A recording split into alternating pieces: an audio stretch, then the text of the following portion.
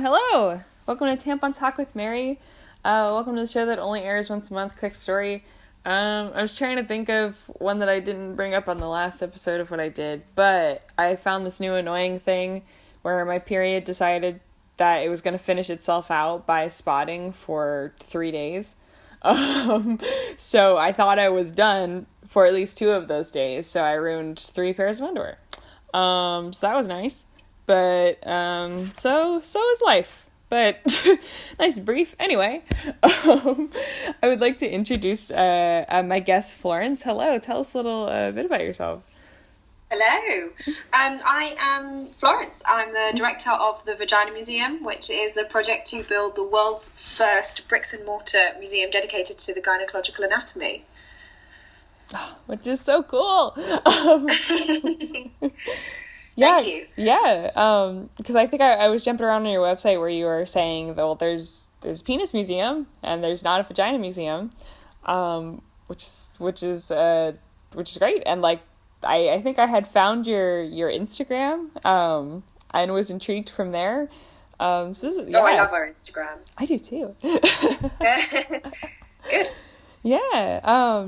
So what I had just did by sharing a period story, I invite every guest to share a tampon terror story or a pad problem or a diva cup dilemma. I don't know if you have any embarrassing period or puberty related story to share. Oh God, I've got so many. I cannot even tell you. I remember sort of early in my sexual awakening as a young woman, I was with a guy and he kind of was like putting like his hand slowly down there, but I just remembered I was on my period and I don't use tampons. Like I hate putting like stuff in my vagina, so like I can't use moon cups, I can't use diva cups, I can't use tampons. So I had this like big fat pad on and it was the most embarrassing thing in the world to me. And I like pushed his hand away and just like left it at that, and he didn't ask anything. But now as a slightly older woman, I'm like, yeah, like go for it. If you want to do it, then then that's on you. I'm not going to be ashamed of bleeding. Also, whereas I still haven't taken the jump to like oral while I'm on my period. Like P and V or penetrative sex is great when you're on your period because all that blood is like really great lube. So tip for the day. Wow. Yeah, that was a debate I think we hosted on the show like forever ago. But everybody who was on it was just my friends who had never had it. So I'm glad we have someone who could actually vouch for it. Oh, there you go. Yeah, very cool. Good to, keep that in my back pocket. Good to know. Yeah, and I guess it's also a good indicator if they're like worthy or not. Oh yeah, totally. Yeah, like if you're with someone who's grossed out by your period, then they're probably not a good person in the first place. Yeah. Yeah. Well, speaking of periods and things that they come out of, the Vagina Museum. Tell us how it began and why it began. Yeah. So it began about 2 years ago I know the exact date that it started. It was the 20th of March 2017, and the reason I know it so specifically is because it happened really flippantly. So I had discovered that there is a penis museum in Iceland and there's no vagina equivalent anywhere in the world, and I thought that was like really unfair. And honestly, just like casually on a whim, I just tweeted like, oh my God, there's a penis museum and there's no vagina museum, we should like totally make one, who wants to make one with me? And then I quote tweeted myself because I'm that kind of person. And I was like, wow, I tweeted this on a whim, but I actually think it's a life goal now. And I just like stumbled upon like what was possibly my favorite idea of my whole life, and here I am like over 2 years later doing it, and it's been so much fun because I mean it started off really flippantly, but actually the more I thought about it, I was like, we could actually do a lot of good. Like it's such a stigmatized part of the body and so many people feel so much shame about it, that, you know, by having a vagina museum, like, we could kind of, as a community, be like, actually, this isn't something we should be ashamed of. This is something we should be celebrating and talking about and telling the stories of. And, you know, the vagina museum just suddenly became so much bigger than this initial random tweet. Wow. That's, I feel like I've never heard anything that starts from a tweet that ends up in something so proactive. Like, that's awesome. Yeah, well, millennial generation, you know? Yeah, for sure. Instead of just, like, going there to bitch, it just ended up being, like, that's cool. Yeah, so then, like, so in regards to where the project is at, like, where are you guys at, like, currently in development? And, yeah, so, like, where are you guys at so far? So, what we've been doing so far is we've been doing like pop-up exhibitions and events around the country. We're based in Britain, and we have actually done one event abroad. We did one pop-up in Paris, and now we've just been offered informally our first premises at Camden Market. So this is like a sort of semi-permanent thing, like the lease is for 5 years, but it will be like a home. It will be like a base for us, so we don't have to keep kind of like trying to find a new place to do stuff every single time. So it'll be so exciting. We're crowdfunding at the moment to make that happen, and we've raised almost 50k so far, like pounds, 50,000 pounds so far. I don't know what that is in your monies, but yeah. So, you know, it's just if it all goes ahead, we'll probably open in November 2019. We may have to delay until March 2020, just depending on how things go. But yeah, so that's where we are right now. Wow, that's awesome. Yeah, and I don't know the conversion either. I know it's definitely more than ours. Like if it instead of 5,000, it's because like your currency is more. Not for long. Yeah. and then so like when you're doing pop-ups and things, like how has it been received? Like do you notice any staggering, I don't know, like similarities and differences between people at the people with the penis museum versus like how your pop-ups go? Well, I mean, so the reactions to the Vagina Museum have been actually really positive. People like coming up kind of intrigued, or maybe they're laughing. Sometimes a lot of people giggle when they see us, which is I'm like totally cool with. That's great. It is a funny subject, of course. And laughter is a really great way of breaking down boundaries. So I think it's hilarious, and I love it when people laugh. Yeah. And so it's been really positive. We've had a few negative reactions. Like I was at a museums conference and I had a little stall, and a neighbouring stall came over and told me about how someone came to them and said, oh, I can't believe they've been allowed a stall here. It's so inappropriate, blah, blah, blah. And I was like, why? You should have said that to my face. Not because I want to argue with you, but because I genuinely want to understand like what your problem is, because like it's a museums conference and we're going to be a museum, so yeah. But in comparison to the penis museum, I mean, it's a bit different because we're very different organizations. Like they're great. I don't know if you've ever been, but they're in Reykjavik, and it's basically a collection, like a novelty collection of animal penises and penises in jars and stuffed, and it's hilarious. But it is basically a novelty museum. Like you go and you're like, lol, penis. Whereas we're going to be like a lot more kind of thorough, you know, we're going to be like examining the social histories and talking about culture and talking about language, and like we're going to be much more thorough. So it's going to be a very different experience to the penis museum. Yeah, I mean, I guess you'd have to be. I guess the vagina is like way more complex, you know? Yeah, I mean, it depends on how you define complex, because there's like loads of great penis history. I mean, I love a good penis, don't get me wrong, right?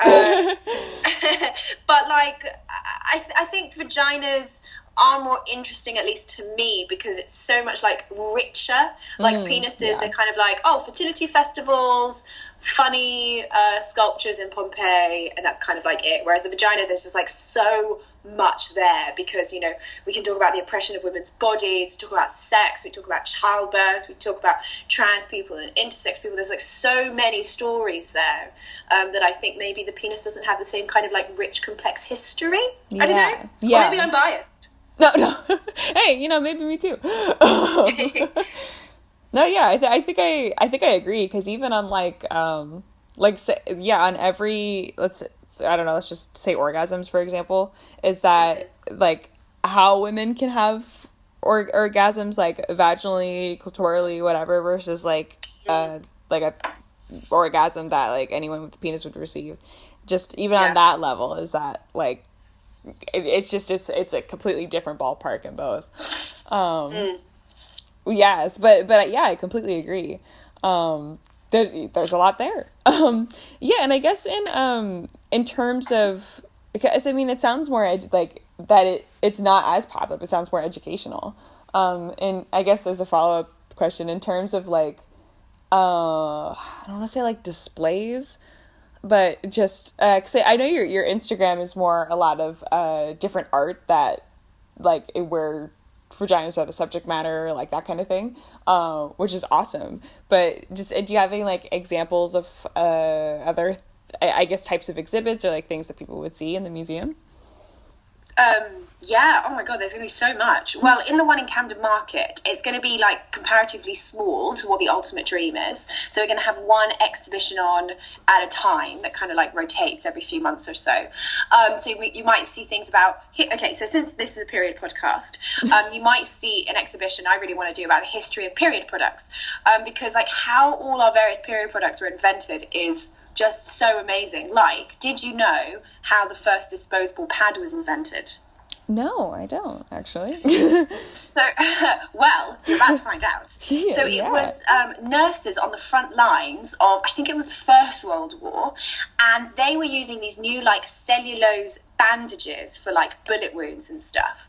And the nurses were like, these bandages are really good at soaking up blood. I wonder, and they started using them themselves for their periods. And then Kotex noticed this and was like, capitalism! And they started selling them, and they took these nurses' idea and packaged it. And at first it was really difficult to sell. They had a really, really tough time of it because talking about periods was so stigmatized, even more than today, as I'm sure you can imagine, that what people did before was you would use like rags or something, or if you couldn't afford it, you would just kind of stay home and free bleed. And so the thought of you going into a chemist's and buying a pad and having to talk to an inevitably male like pharmacist to buy it was the most horrifying idea. And so no one bought it. And then an ad man in America came up with this idea of basically an honesty box. He was like, how about instead of making them pay the clerk, we just trusted them to put the money in the box, and then they don't have to talk to anyone, and then they can kind of get over that embarrassment. And as soon as that was instituted, sales like shot through the roof. And now disposable pads is like, a mainstay all over the world. Wow. But there you go. Yeah, wow. Because it's a little embarrassing for me. I didn't know before, but that's well, now you do. Yeah. You're not bored knowing everything. Yeah. Wow, very cool. That makes a lot of sense. Just, why don't we put it there? That's wow. So that's one story you might see in the Vagina Museum. Oh, very cool. And then, what would, like, the ultimate dream be? Like, it's just multiple different displays?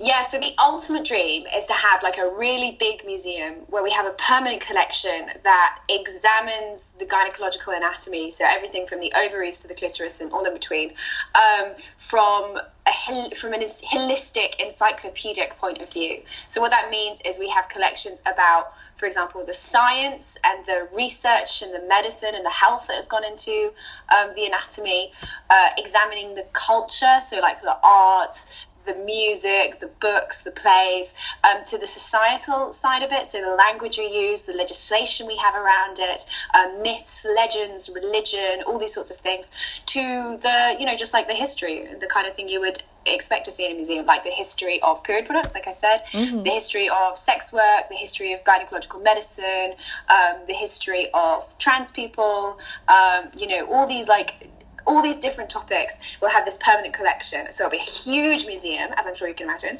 Plus we'll have like a temporary exhibition hall where we like go into more specific topics. Like my boyfriend really, really wants an exhibition called Vaginas in Space. You have to say it with that exact inflection, like, you know, like space is going to have like 5 A's in it.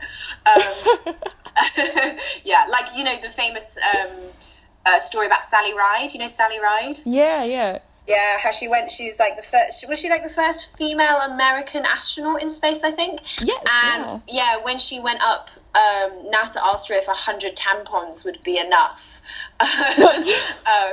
Which I do want to say though, that when you go into space, you do have to have massive redundancy. So you always have to bring like at least 2 times as much as you need in case there's like something terrible happens. You know, we've all seen The Martian.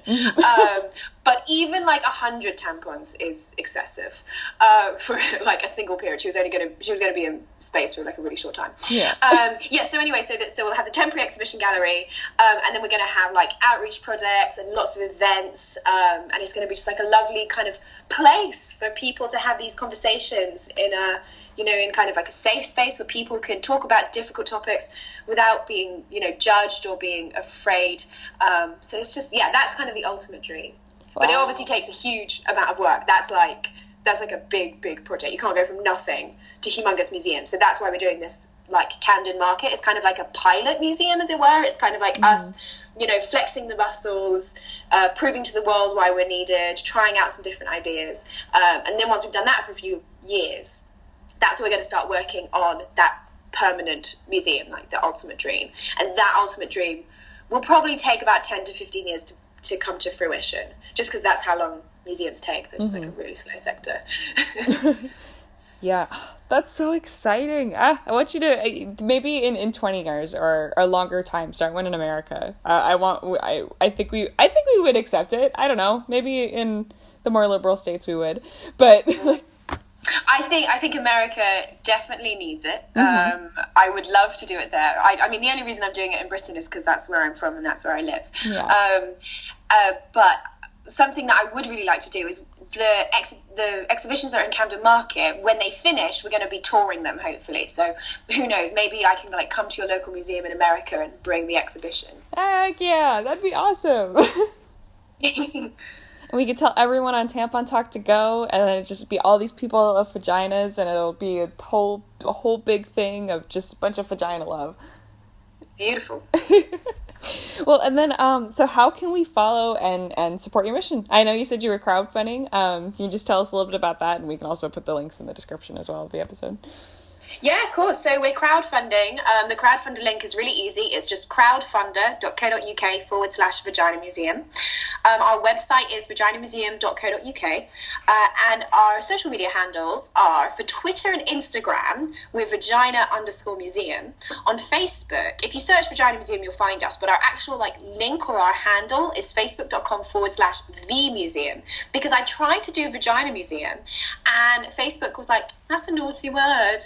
So I know, but the weird thing is that the title of our page is Vagina Museum, and they have no problem with that. The only place they had a problem was our URL, which I find really strange. That it's really selective. I don't know. So just so you know, that's why there's that discrepancy there. And I didn't want all our handles to be V Museum. Because I like it being Vagina Museum, because then people, because on Twitter and Instagram, when you tag someone, it comes up with their handle, so I want them to be able to see it, whereas on Facebook, when you tag someone, you don't actually see their handle, you see the title of the page, so it all works. So anyway, so those are our links. And then, great, so then we'll tag all those in the episode, so that people can link to all those, and we'll just blast the word vagina everywhere. Yeah. That's from the rooftops. Yeah. And then, do you have any final thoughts for us? Any takeaways about what we can, or just things to be excited for, or anything like that? Final thoughts. Love vaginas. All people should love vaginas. Talk about them more. Because I think a lot of people ask me, how is the best way to normalize this topic because it's so taboo. And to be honest, the first step is just you have to talk about it. You talk about it, and then all your friends will be like, oh my God, she's talking about it. So maybe like, if she can, maybe I can. And you like slowly start germinating in people's minds, and it just kind of like travels. So that's what I would say, is just talk about vaginas more. Yeah. You're right. Yeah, let's yeah, I love talking about vaginas. Well, great. Yeah, well, thank you. That was a great takeaway. If somebody misses the episode and they just go right to the end, I think that's a good message to leave with, is talk about vaginas. Yeah. And then, thank you so much for being on the show. If you want to stick around after the show ends, I can properly thank you as well. And then, thank you so much for having me. Yeah, thank you for being on. This is really, really exciting. And then, if Tampon Talk listeners have any questions or things to look forward to about the museum, can they send them to our email? We can forward them your way. Yeah, of course. Awesome. You can also get in contact with us through our website. We have if you just go vaginamuseum.co.uk/contact, there's like a little form and you can send us an email. Oh, perfect. Skip me and just skip the middleman and go right to that. Well, awesome. And then Tampon Talk listeners, we're also on Twitter and Instagram as well. We are Tampon Talk W Mary. I run the social media, so that's why it looks the way it does. We're on Facebook, so you could like us, Tampon Talk with Mary. And you can email us, or again, just go right to the contact form, tampontalkwithmary@gmail.com. But yeah, thank you again for being on, and listeners, keep on bleeding if you do. If you don't, we love your vagina and everything. We love your womanhood in all the forms that takes. And we love you for you. A lot of love on this episode. So, yeah. Yeah, so we'll see you next time on Tampon Talk with Mary. Bye.